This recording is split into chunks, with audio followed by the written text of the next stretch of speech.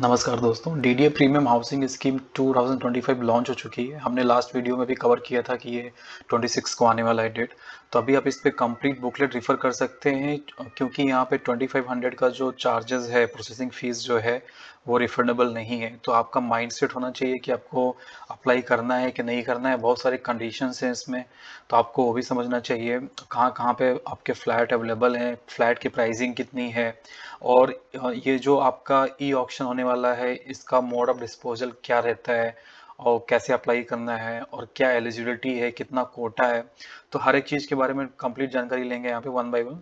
तो देखिए यहाँ पे हमने हाईलाइट किया हुआ है येलो कलर्स में, क्योंकि बहुत सारे पेजेस हैं और लंबा वीडियो हो जाएगा, तो हमने केवल उन्हीं पॉइंट्स को कवर किया है जो मेन पॉइंट्स हैं, और जिससे आपका माइंडसेट हो सकता है कि आपको लेना है कि नहीं लेना, आपका डिसीजन यहाँ से मिल सकता है आपको।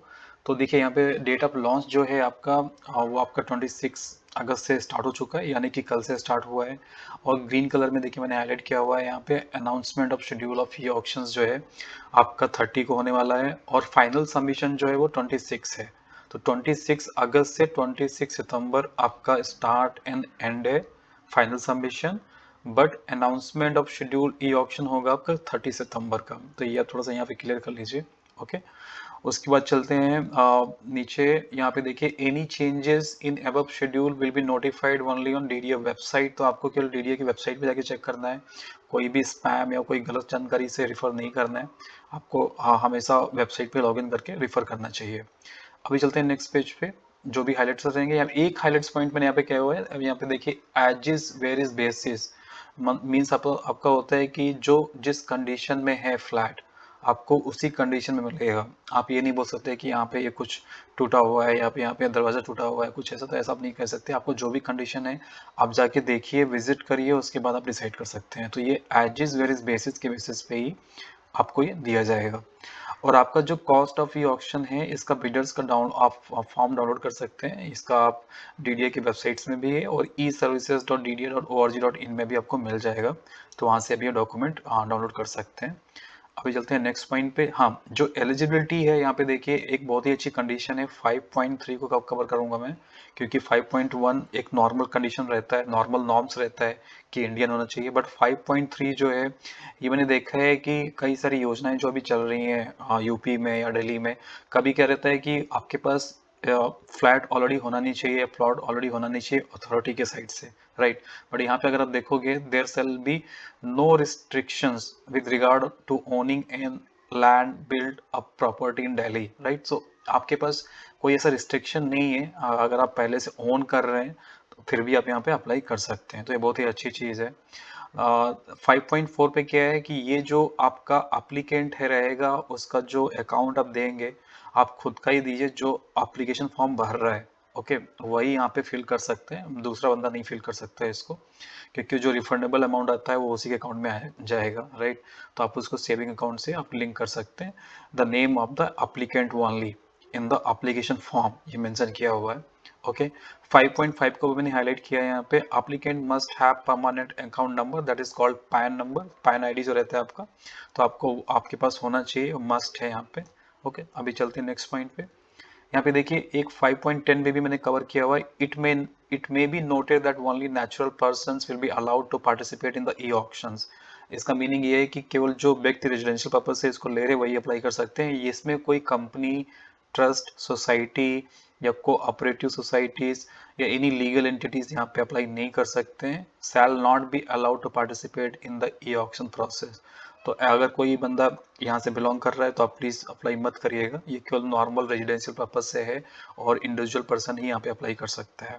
ओके, फिर देखिए यहाँ पे e auction details for present auctions में जो है participate have to be get themselves registered on the e auction portal which can be accessed on visiting dda.etender.sbi e-services.dda.org and pay an amount of 25। यही मैंने बोला था starting में, which is not adjustable and non refundable. ये आपका adjust नहीं होगा कहीं पे भी रिफंड नहीं होगा।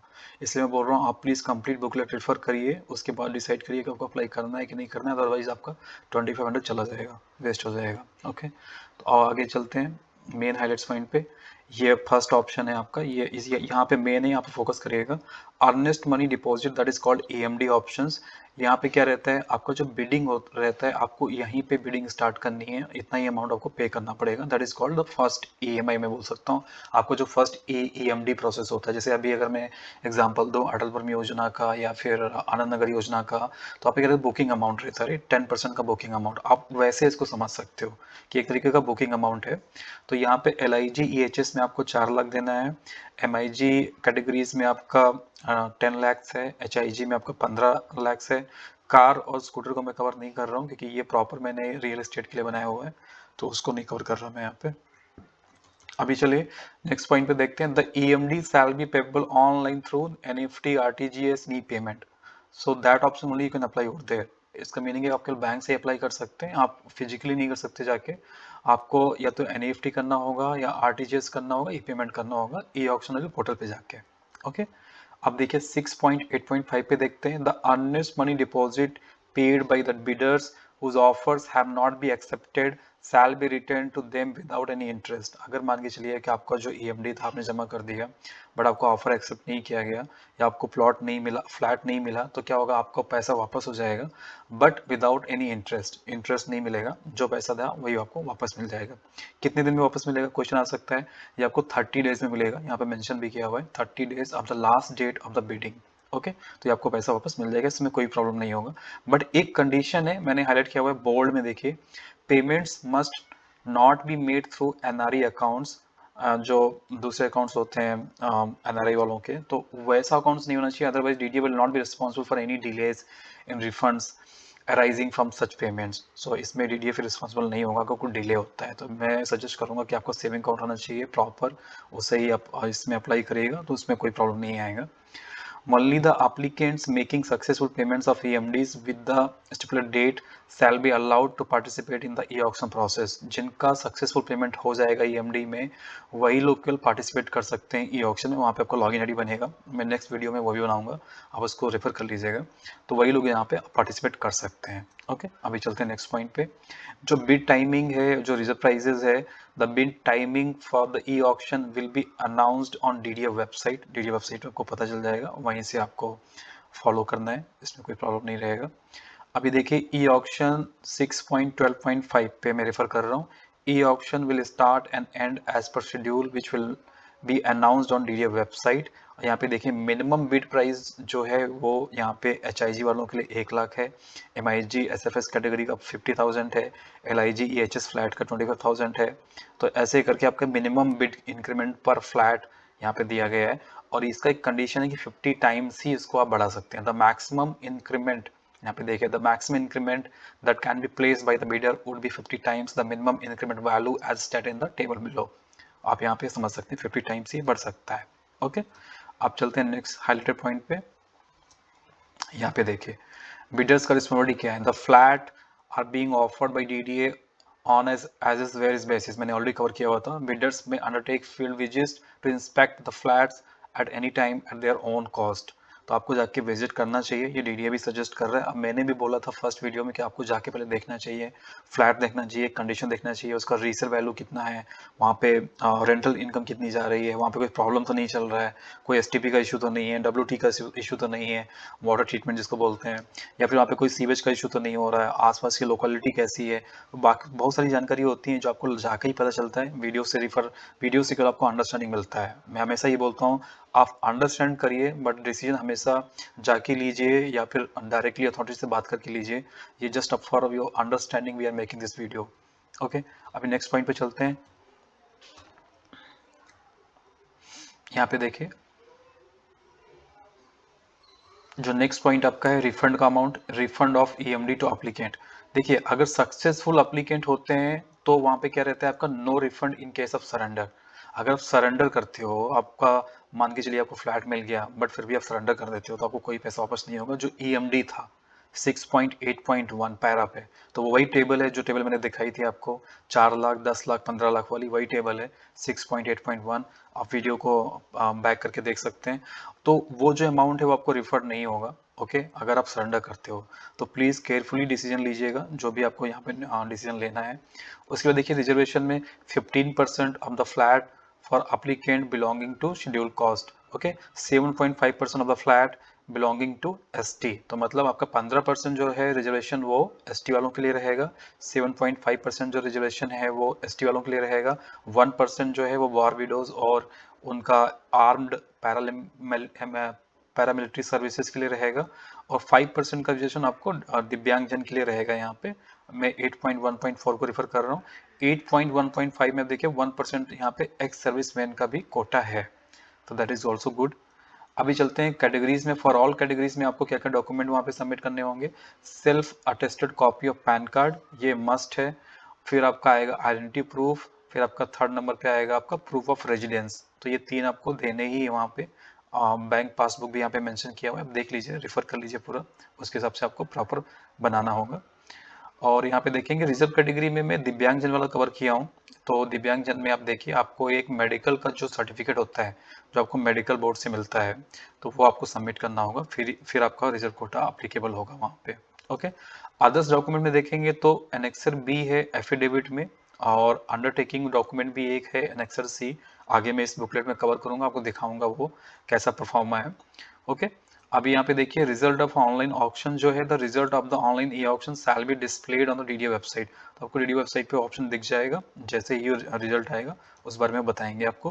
Period of payment, the price of the flat is to be deposit within 16 days from the date of issue of demand cum allotment letter, तो जैसे ही आपको demand cum allotment letter online आपको distribute होगा, आपको receive होगा, वहां से आपको 60 डेज में आपको पेमेंट करना है।